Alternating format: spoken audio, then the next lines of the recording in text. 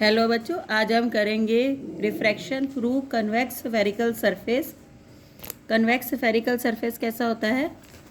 Convex spherical surface ये ऐसा एक सरफेस है, इसको हमने किसी साइड से भी पेंट नहीं किया, ना इस साइड से पेंट किया ना इस साइड से पेंट किया। हमने इसे कन्वेक्स स्फेरिकल सरफेस तब बोलेंगे जब इसकी बल्जिंग साइड जो है रेयरर वाली साइड पे होगी। रेयरर डिसाइड करेगा कि ये स्फेयर जो है, सरफेस जो है वो कन्वेक्स है कि कनकेव है। अगर मैं रेयरर को यहाँ रख दूँगी तो ये कनकेव स्फेरिकल सरफेस हो जाएगा। अगर मैंने रेयरर को यहाँ रख दिया तो ये कन्वेक्स स्फेरिकल सरफेस हो जाएगा। तो ये हमारा स्फेरिकल सरफेस है, किसी भी साइड से पेंट नहीं है ये। तो ये जो कन्वेक्स स्फेरिकल सरफेस है ये 4 टाइप की इमेजेस बनाता है। ये कन्वेक्स स्फेरिकल सरफेस जब हम रेयरर मीडियम में ऑब्जेक्ट को रखेंगे तो ये वर्चुअल इमेज भी बनाएगा और रियल इमेज भी बनाएगा। फिर हम डेंसर में रखेंगे तो ये वर्चुअल इमेज भी बनाएगा और रियल इमेज भी बनाएगा। तो ये 4 इमेजेस बनाता है कन्वेक्स स्फेरिकल सरफेस। जब हम ऑब्जेक्ट को रेयरर में रखते हैं तो रियल और वर्चुअल दोनों बनाता है, डेंसर में रखते हैं तो रियल और वर्चुअल दोनों बनाता है। अभी पहले हम इसका डायग्राम सीख लेते हैं। देखो, हमने ऑब्जेक्ट को रखना है पहले रेयरर मीडियम में। अगर हम ऑब्जेक्ट को थोड़ी सी दूर रखेंगे, ये देखो, ये अगर है, ये अगर हम गोला पूरा करेंगे ये वाला, तो यहाँ पर कहीं पर इसका सेंटर ऑफ कर्वेचर आएगा। तो ये हमारा ऑब्जेक्ट रखा है, ऑब्जेक्ट को हमने रेयरर मीडियम में रखा है। ये हमारा इंसिडेंट रे गई। अब यहाँ पर हमने नॉर्मल ड्रॉ करना है। अब आपको ये पता होना चाहिए कि अगर हम किसी भी गोल सरफेस का नॉर्मल ड्रॉ करते हैं तो वो सेंटर में से जाता है। तो ये मैंने इसका नॉर्मल ड्रॉ कर दिया, तो ये एंगल ऑफ क्या हो गया? इंसिडेंस हो गया। तो हमने एंगल ऑफ इंसिडेंस ड्रॉ कर लिया यहाँ पर। और जो इसका नॉर्मल है वो हमेशा किस में से निकलता है? स्फीयर के सेंटर में से निकलता है। पहले हमने जो इमेज बनानी है वो रियल इमेज बनानी है। तो यहाँ से लाइट जो है वो रेयरर से किस में जा रही है? डेंसर में जा रही है। रेयरर से डेंसर में जाती है तो टूवर्ड्स दी नॉर्मल मुड़ती है। तो ये नॉर्मल है हमारा। और अगर ये सरफेस ना होता तो ये ऐसे ऐसे करके सीधी चली जाती, लेकिन अब ये टूवर्ड्स दी नॉर्मल मुड़ के जाएगी। और क्योंकि इसने रियल इमेज बनानी है तो ये यहाँ पर आके क्या बना देगी? प्रिंसिपल एक्सिस के ऊपर ही रियल इमेज बना देगी। तो इस तरह से डायग्राम बनता है। अब ये नॉर्मल है, ये रिफ्रैक्टेड रे है। नॉर्मल और रिफ्रैक्टेड रे के बीच का जो एंगल होता है उसे हम एंगल ऑफ रिफ्रैक्शन कहते हैं। अब यहाँ पर जो ऑब्जेक्ट ने प्रिंसिपल एक्सिस के साथ एंगल बनाया है वो अल्फ़ा, इमेज जो बनाता है वो बीटा, और जो सेंटर ऑफ कर्वेचर बनाता है वो होता है गामा। अब आप यहाँ से एक परपेंडिकुलर ड्रॉ कर देंगे और उसको नाम दे देंगे mm। तो इस तरह से ये डायग्राम बनता है। अगर आपको बोला जाए कि कन्वेक्स स्फेरिकल सरफेस बनाओ और ऑब्जेक्ट को फिर से रेयरर मीडियम में रखो, लेकिन आपको वर्चुअल इमेज बनानी है, तो वर्चुअल इमेज के लिए आप इस ऑब्जेक्ट को बिल्कुल पास रखेंगे। जब आप ऑब्जेक्ट को पास रखेंगे तो फिर आपका जो इमेज बनेगा वो वर्चुअल इमेज बनेगा। लेकिन अगर आप इससे दूर रखते हैं तो आपका जो इमेज बनता है वो रियल इमेज बनता है। तो ये अगर हमारा एंगल ऑफ इंसिडेंस है, ठीक है, तो ये हमारा एंगल ऑफ इंसिडेंस है। तो हम क्या करते हैं, जहाँ पर ये एंगल ऑफ इंसिडेंस टच करता है ना, वो वाला हम ट्रायंगल देख लेते हैं। ये जैसे यहाँ टच कर रहा है तो इसकी लाइन को हमने ट्रेस कर लिया ऐसे, और ये जो टच कर रहा है हमने इसकी लाइन को भी ट्रेस कर लिया। तो हमारे पास एक ट्रायंगल बन जाता है। ये ट्रायंगल बन गया। तो बाहर वाला एंगल जो है वो आई है। इस ट्रायंगल के अंदर वाले रिमोट इंटीरियर एंगल है अल्फ़ा और गामा।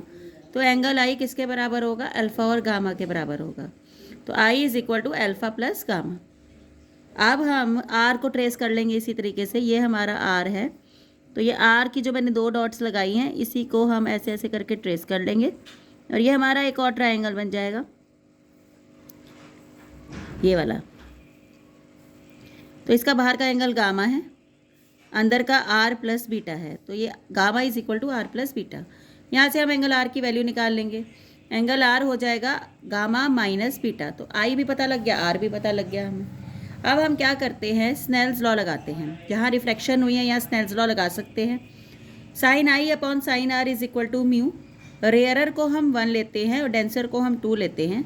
तो light is going from rarer to denser, 1 से 2 पे जा रही है। साइन आई को अप्रॉक्सीमेटली आई लेंगे, साइन आर को अप्रॉक्सीमेटली आर लेंगे।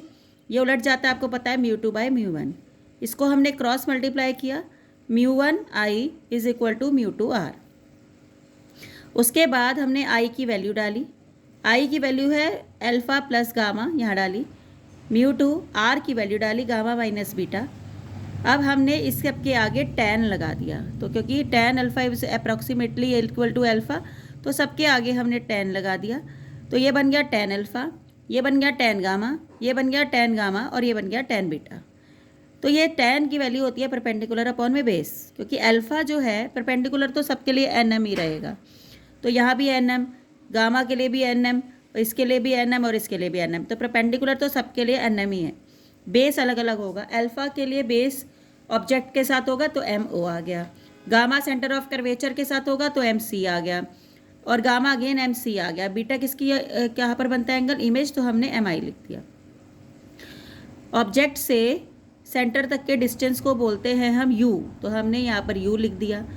ऑब्जेक्ट से सेंटर से सेंटर ऑफ कर्वेचर तक के डिस्टेंस को R लिखते हैं, फिर हम MC, फिर R हो गया, और इमेज तक के डिस्टेंस को V बोलते हैं। तो हमने इस तरह से सबकी वैल्यूज़ पुट कर ली। अब क्या है, हमने साइन कन्वेंशन डालनी है, तो हम साइन कन्वेंशन पहले समझ लेते हैं। तो जो पहली रे है वो जा रही है इस साइड को, पहली रे इस साइड को जा रही है, फिर हम जाके खड़े हो जाते हैं सेंटर पे। पहली रे की डायरेक्शन पहले आप लगा लेंगे, ये किसकी साइड जा रही है, राइट हैंड साइड। फिर आप जाके खड़े हो गए सेंटर पे, पोल पे। फिर आपने ऑब्जेक्ट की साइन कन्वेंशन चाहिए U की, तो आप ऑब्जेक्ट की साइड मूव करेंगे, तो आप इस साइड को मूव करते हैं। पहली रे इस साइड जा रही है, आप इस साइड जा रहे हैं, तो माइनस का साइन आएगा, तो ये आपका हो गया माइनस का साइन। फिर हमने R की साइन कन्वेंशन लेनी है सेंटर ऑफ कर्वेचर की, तो आप क्या जा रहे हैं R के लिए, पहली रे तो हमेशा ही यही रहेगी ये वाली, फिर आप जाके भी यही खड़े होंगे पोल पे, लेकिन आप किसकी साइड मूव करेंगे, आप सेंटर ऑफ कर्वेचर की साइड मूव करेंगे। दोनों की डायरेक्शन सेम के लिए पॉजिटिव साइन आ गया। अब I भी इसी साइड है, तो I की भी साइन कन्वेंशन पॉजिटिव, तो V के आगे मैंने पॉजिटिव लगा दिया। तो साइन कन्वेंशन लगाने के बाद सिर्फ U की नेगेटिव है, माइनस ये μ1 को मल्टीप्लाई करिए, μ1 upon minus U, μ1 upon R, μ2 upon R minus μ2 upon V। बिना R वाली टर्म्स को अलग कर लो, R वाली टर्म्स को अलग कर लो। मैंने V और U वाली टर्म्स को अलग कर लिया और R वाली टर्म्स को अलग कर लिया। तो ये हमारा रीअरेंज करके जो आया, ये आ गया हमारा μ2 by V minus μ1 by R is equal to μ2 minus μ1 by R। इसको पावर बोलते हैं, इस वाली जो साइड को पावर बोलते हैं, सरफेस की, कन्वेक्स सरफेस की पावर, सरफेस की पावर बोलते हैं। तो ये हमारा पहला रिजल्ट आ गया। तो इस तरह से, जिस तरह से हमने रियल इमेज बनाई है, उसी तरह से हम वर्चुअल इमेज के लिए भी करेंगे। बिल्कुल सेम प्रोसीजर होता है, बिल्कुल ही। इसके अंदर बस हम क्या करते हैं, ऑब्जेक्ट को बिल्कुल पास रखते हैं। मैंने आपको पहले ही बताया था ऑब्जेक्ट को पास रखते हैं।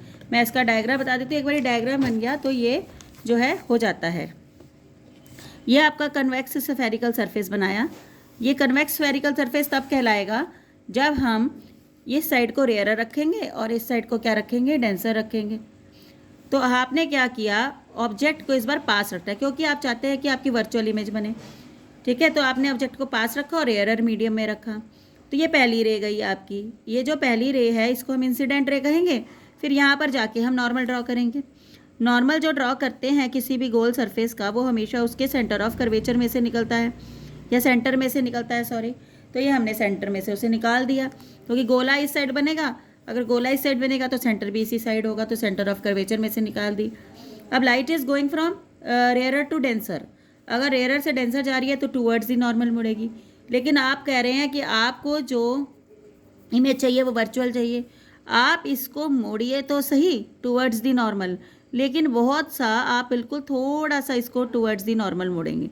देखो, ये आपने टूवर्ड्स दी नॉर्मल बहुत थोड़ा सा मोड़ना है, बहुत ज़्यादा नहीं मोड़ना।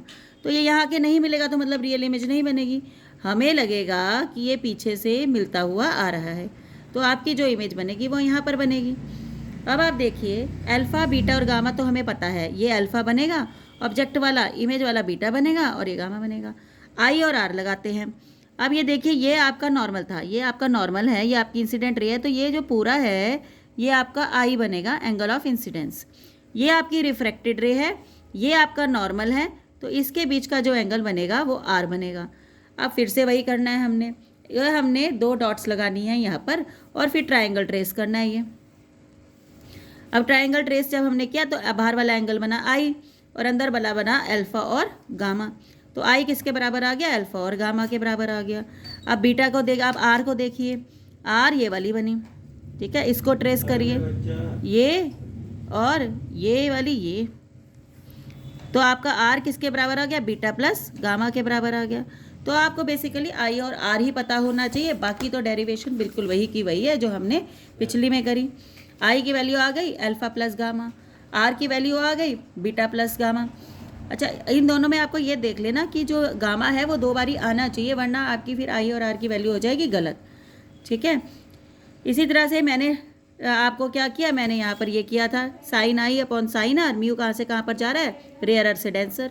फिर मैंने क्या किया था, sine i by sine r को साइन आई को हमने अप्रॉक्सीमेटली आई मान लिया था और आर को अप्रॉक्सीमेटली आर। तो I upon R is equal to mu two my mu one. फिर मैंने इसको क्रॉस मल्टीप्लाई किया था, I into mu one is equal to R into mu two. तो हमने यहाँ साइन आई को आई मान लेना है और साइन आर को आर मान लेना है। तो हमारे पास आई की वैल्यू पता है अल्फ़ा प्लस गामा और आर की पता है बीटा प्लस गामा। फिर वही हमने इसको सबको टैन मान लेना है, tan alpha, tan gamma, tan beta, tan gamma, सब वही उसी तरह से टैन की एम एन सबके लिए परपेंडिकुलर तो सेम रहेगा। ये ऑब्जेक्ट ने बनाया तो ऑब्जेक्ट ने बनाया, गामा सी ने बनाया तो सी ने बनाया, बीटा आई ने बनाया तो हमने इमेज लिख ली, और गामा सी ने बनाया तो हमने सी लिख दिया। सबके आगे पोल लगा दो क्योंकि पोल से ही दूरी मापी जाती है। 1/OP सब एम एन कॉमन लेके हमने इसे काट दिया। ओ से पी तक की दूरी को क्या कहते हैं? ऑब्जेक्ट की दूरी, तो यू लिख लिया। सेंटर ऑफ कर्वेचर तक की दूरी को हमने क्या लिख लेना है? आर लिख लेना है। इमेज तक की दूरी को वी और सेंटर के सी। रीअरेंज करके और साइन कन्वेंशन लगा के हमारे पास ये जो है रिजल्ट आ जाएगा। तो इसी तरह से बिल्कुल सिमिलर तरीके से हमने पहले और दूसरे का, आपको सिर्फ इसका डायग्राम आना चाहिए, ये तो एक ही बारी करने की ज़रूरत होती है, बाकी आपका निकल जाता है। तो अब जो है नेक्स्ट है, ऑब्जेक्ट को हमने डेंसर मीडियम में रखना है और इमेज को हमने रियल बनाना है। बिल्कुल सेम उसी तरीके से होगा जैसे हमने पहले किया है। ऑब्जेक्ट को हमने, मैं अब आपको सिर्फ इसके डायग्राम बता दूंगी ताकि कॉन्वेक्स के, ताकि आप बाकी अपनी उससे कर ले। देखो, आपको ऑब्जेक्ट को डेंसर में रखना है, इमेज रियल बनानी है, तो आपको सेंटर ऑफ कर्वेचर से दूर ही रखना पड़ेगा। मतलब ऑब्जेक्ट दूर ही होता है जब रियल इमेज बनानी होती है। ये पहली रह गई। ये आपने क्या बनाया? नॉर्मल बनाया। मैंने बताया नॉर्मल हमेशा, गोले का नॉर्मल हमेशा सेंटर ऑफ कर्वेचर में से निकलेगा या सेंटर में से निकलेगा। रियल इमेज के लिए आप इसको यहाँ पर ला के मिला दोगे। तो ये हो गया आपका अल्फ़ा, ये हो गया बीटा, ये गामा। अब इंसिडेंट देखें, ये आपका ये नॉर्मल था, देखिए ये जो सेंटर था ये नॉर्मल था, ठीक है, और ये आपकी जो है वो इंसिडेंट रे है। इनके दोनों के बीच का एंगल ये बनेगा और इसको हम एंगल आई बोलेंगे। इंसिडेंट रे और नॉर्मल के बीच के एंगल को एंगल आई। अब ये रिफ्रैक्टेड रे है और ये रिफ्रैक्टेड रे है और ये आपका नॉर्मल है, ठीक है। रिफ्रैक्टेड रे और नॉर्मल के बीच के एंगल को हम बोलते हैं रिफ्रैक्टेड रे और नॉर्मल के बीच को हम एंगल आर। तो वही उसी तरीके से आप ये ट्रेस करेंगे ट्रायंगल, जैसे मैंने बताया था। ये आपका एंगल बन गया। इसका बाहर का एंगल बीटा है, beta is equal to i plus alpha हो जाएगा। और उसी तरह से आर ट्रेस करेंगे। अब आर ट्रेस करेंगे, ये आपकी रिफ्रैक्टेड रे है, ये आपकी रिफ्रैक्टेड रे है, ये वाली और ये वाली। तो आपका बाहर का एंगल हो गया आर, आर है क्या? अल्फ़ा प्लस बीटा के बराबर हो गया। बिल्कुल सिमिलर डेरिवेशन आप उसी तरह से चलेंगे जैसे आप चलते हैं। आपको सिर्फ इसका क्या आना चाहिए? डायग्राम आना चाहिए। अब फिर से हमने ऑब्जेक्ट को किस में रखा है? डेंसर से रेयरर में रखा है, डेंसर में रखा है ऑब्जेक्ट को, लेकिन हमें वर्चुअल इमेज बनानी है। आपने ऑब्जेक्ट रखा, आप ऑब्जेक्ट थोड़ी सी पास रखने की कोशिश करना, सेंटर ऑफ कर्वेचर से पास, ठीक है। तो ये गया, आपकी light is going from which medium to which medium? Denser से रेयरर जा रही है तो अवे फ्रॉम दी नॉर्मल। पहले यहाँ पर नॉर्मल ड्रॉ करो, सेंटर ऑफ कर्वेचर में से जाएगा, अवे कर दो और यहाँ पर क्या बनेगी? इमेज। तो उसी तरह से अल्फ़ा बीटा और गामा लगाइए, आर को ट्रेस करिए, आई को ट्रेस करिए, दोनों के एंगल निकालिए, आई और आर बिल्कुल डेरिवेशन उसी तरीके से चलाइए। तो ये आपके 4 केसेस हो गए कन्वेक्स स्फेरिकल सरफेस के लिए।